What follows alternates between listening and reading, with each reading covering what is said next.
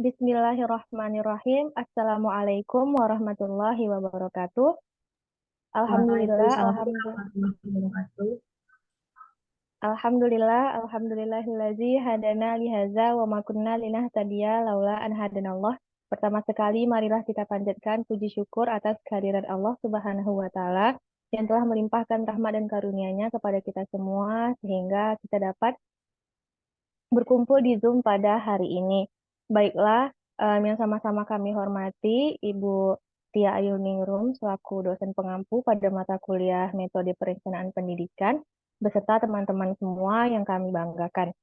Perkenalkan, kami dari kelompok kami dari kelompok 5 ingin mempresentasikan hasil kerja kelompok kami pada hari ini, di mana pembacaan materi pertama akan disampaikan oleh Serca. Kepada Serca dipersilahkan. Baik, terima kasih kesempatannya kepada moderator. Di sini saya akan memaparkan materi tentang pengertian proyeksi dan juga proyeksi kebutuhan guru kelas dan juga guru mata pelajaran. Yang pertama yaitu pengertian dari proyeksi itu sendiri. Yang mana kata proyeksi itu berasal dari bahasa Latin yaitu proiectio yang secara harfiah itu berarti melempar ke depan. Menurut uh, Soe Menurut Soedirjo 2007, proyeksi itu adalah langkah untuk menaksir nilai suatu variabel di masa yang akan datang dengan mempertimbangkan berbagai faktor yang mempengaruhi variabel tersebut. Adapun menurut MEA Adi Sasmita 2004, proyeksi itu merupakan suatu metode estimasi mengenai perkembangan yang mungkin terjadi di masa depan, yang dibangun berdasarkan data dan juga informasi yang tersedia pada saat ini. Jadi, dari beberapa definisi yang telah saya sebutkan tadi, maka dapat kita simpulkan bahwa pengertian proyeksi itu adalah suatu proses untuk menaksir nilai suatu variabel di masa depan dengan mengandalkan data dan juga informasi yang tersedia pada saat ini sambil mempertimbangkan berbagai faktor yang berpotensi mempengaruhi variabel tersebut. Bagian yang kedua yaitu proyeksi kebutuhan guru kelas dan juga guru mata pelajaran. Menurut MEA Adi Sasmita 2004, proyeksi kebutuhan guru itu merupakan suatu proses yang bertujuan untuk menaksir jumlah guru yang dibutuhkan di masa yang akan mendatang. Yang mana proses ini melibatkan pertimbangan terhadap berbagai faktor yang berpotensi mempengaruhi kebutuhan tersebut. Adapun di sini menurut William F. Cockburn menjelaskan bahwa proyeksi kebutuhan guru itu merupakan suatu pendekatan ilmiah yang melibatkan beberapa metode untuk meramalkan kebutuhan guru di masa yang akan datang. Seperti itu analisis tren, metode Delphi, dan juga metode matematika. Adapun tujuan dari proyeksi kebutuhan guru ini yang pertama yaitu tentunya memastikan ketersediaan guru yang memadai di masa depan, sehingga kebutuhan pendidikan masyarakat akan dapat terpenuhi dengan baik. Tujuan kedua yaitu untuk meningkatkan kualitas pendidikan dengan menjamin adanya guru yang berkualitas dan juga terlatih untuk memberikan pembelajaran yang efektif. Tujuan ketiga yaitu membantu pemerintah dan juga lembaga pendidikan dalam menyusun strategi yang tepat untuk memenuhi baik itu kebutuhan guru dan juga siswa, seperti merekrut, melatih, dan juga mendistribusikan guru secara merata di berbagai wilayah yang ada.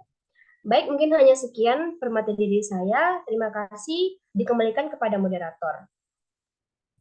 Baik, terima kasih atas penyampaian materi oleh Serca. Untuk materi selanjutnya akan disampaikan oleh Safitri. Kepada Safitri dipersilahkan.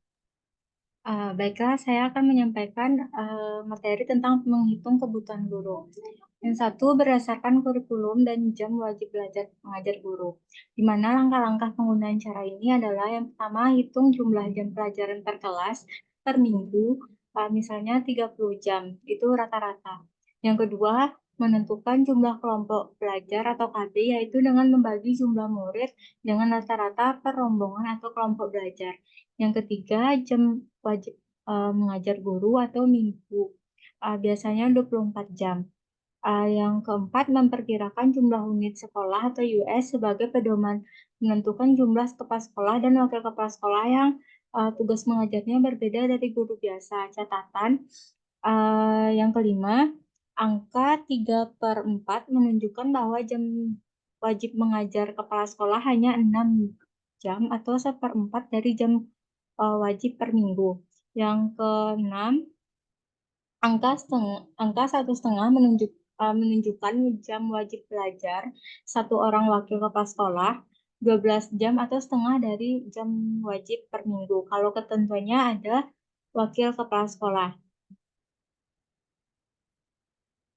Yang kedua, menghitung kebutuhan guru, di mana berdasarkan ratio guru terhadap kelompok belajar, di mana sama halnya dengan cara yang pertama, di mana proyeksi guru berdasarkan rasio guru dengan kelompok belajar ini cocok dipakai menghitung kebutuhan guru pada sekolah dasar atau taman kanak-kanak, di mana langkah-langkahnya adalah sebagai berikut, yaitu memperkirakan jumlah kelompok belajar dengan membagi jumlah murid dengan rata-rata per kelompok belajar. Untuk SD rata-rata per kelompok belajar 28 orang.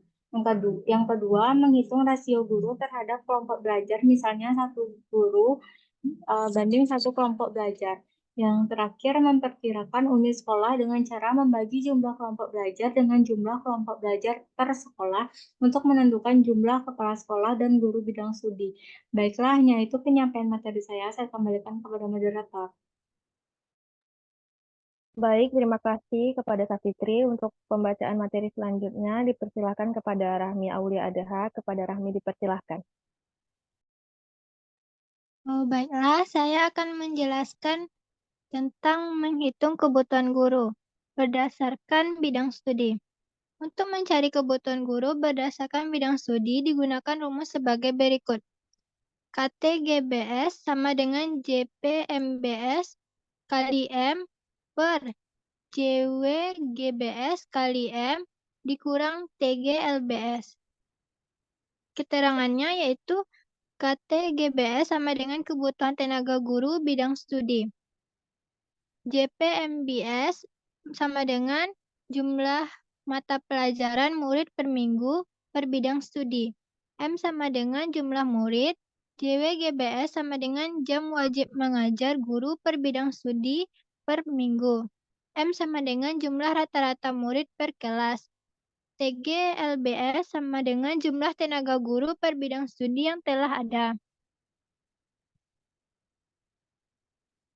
Selanjutnya, proyeksi kebutuhan tambahan ruang.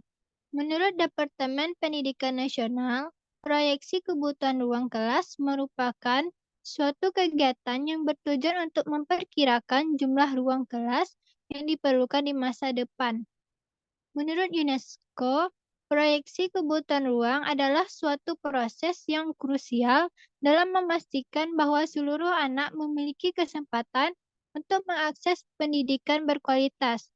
Jadi dapat disimpulkan bahwa proyeksi kebutuhan tambahan ruang adalah suatu proses yang bertujuan untuk memperkirakan jumlah ruang tambahan yang diperlukan di masa mendatang. Perhitungan kebutuhan ruang belajar secara teknis tergantung dari yang pertama jumlah tambahan murid, yang kedua jumlah rata-rata murid untuk setiap rombongan belajar atau kelas, misalnya 32 orang per kelas. Yang ketiga, efisiensi penggunaan ruang kelas atau shift, misalnya 1.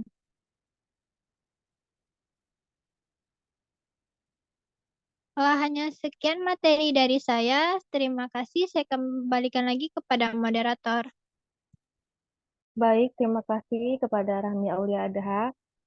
Selanjutnya, saya akan membacakan kesimpulan dari materi yang telah disampaikan oleh kelompok kami, di mana proyeksi kebutuhan guru dan ruang kelas itu sebenarnya memegang peran kunci dalam perencanaan pendidikan yang efektif. Keduanya saling terkait dan memiliki dampak langsung terhadap penyelenggaraan pendidikan yang berkualitas bagi semua siswa. Proyeksi kebutuhan ruang kelas melengkapi proyeksi guru dengan memperkirakan jumlah ruang kelas tambahan yang dibutuhkan, pertumbuhan populasi, tingkat partisipasi sekolah, rasio siswa kelas, kondisi fisik ruang kelas, dan juga pertimbangan teknologi pendidikan menjadi faktor penentu dalam proyeksi ini. Baiklah, demikian presentasi dari kelompok kami. Apabila ada kata-kata yang salah, saya sebagai moderator mewakili kelompok yang tampil mengucapkan maaf. Wabillahi taufiq wal hidayah. Wassalamualaikum warahmatullahi wabarakatuh. Waalaikumsalam.